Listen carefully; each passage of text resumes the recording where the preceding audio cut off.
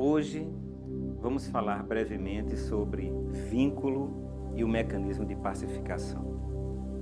Bom, Tibério, como é que a gente poderia enxergar isso de uma maneira mais fácil? Bom, vamos exemplificar? Estruturas diferentes, com histórias diferentes, estruturas que têm temperamento, personalidade, que tiveram sofrimentos e que se fizeram ao longo do tempo ator de sua própria existência. Que conseguiram talvez driblar, desafiar os interditos da vida para tentarem sobreviver à própria vida. Que tiveram os seus enfrentamentos, as suas vicissitudes, que tiveram então um amplo aspecto de construção de personalidade, moral, ética e caráter. Então, este é um indivíduo que se propõe a manter uma relação pacificadora com esse indivíduo. Então nós temos, no mínimo, uma problemática.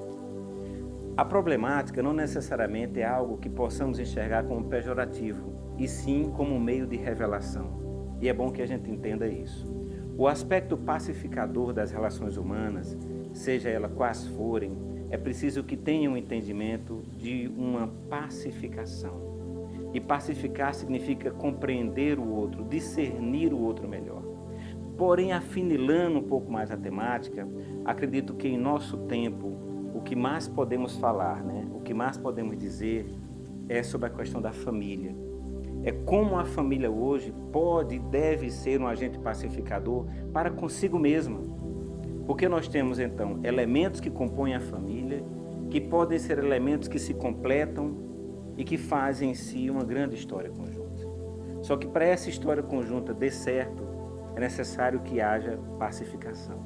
Ou seja, um acordo de cavalheiros entre o meu temperamento, a minha personalidade, o meu jeito, a tua forma de ser e a forma como enxergamos o mundo, a forma como trabalhamos o existir.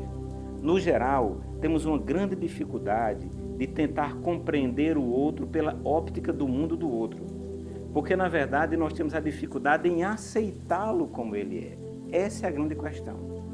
Então, eu diria que o processo de pacificação nas relações humanas traz, então, outras palavras conjuntas a ela.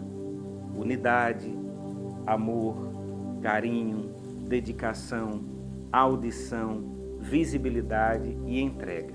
É preciso que haja uma entrega real de você para com o outro e do outro para consigo mesmo. A família, ela não é um agente perfeito. Ela passa longe daquilo que nós podemos implementar como perfeito. O perfeito é algo que não é alcançável, dentro de uma dialética realística, digamos assim. A dialética do real, ela pode e deve ser prescrita dentro daquilo que pode ser palpável diante de cada família. Então, observe a tua família.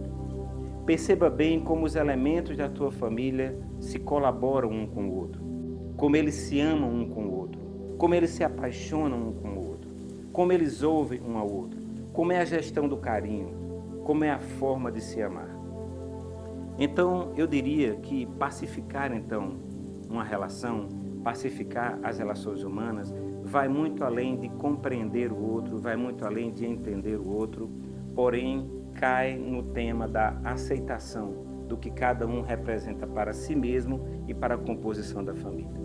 Então, eu poderia, finalizar um pouco esse meu bate-papo rápido com vocês hoje para conotar e denotar e simbolizar, que a família realmente é uma aliança.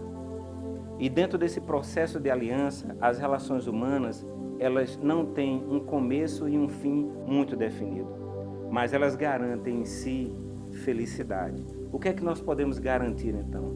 É preciso que haja felicidade, alegria, contentamento. É preciso que se haja sorriso farto.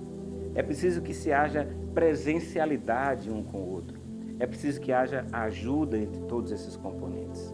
Então, meu querido, minha querida, nós que estamos hoje em uma contemporaneidade muito virtualizada, muito cibernética, é preciso que a gente aprenda que um bom dia pode ser também um grande abraço, que um tchau lá no smartphone pode ser um grande beijo e que as despedidas quando se for ao trabalho, à escola, à universidade, se vá a algum local, sempre se tem uma calorosidade. Aí você me pergunta, Tibério, sempre assim?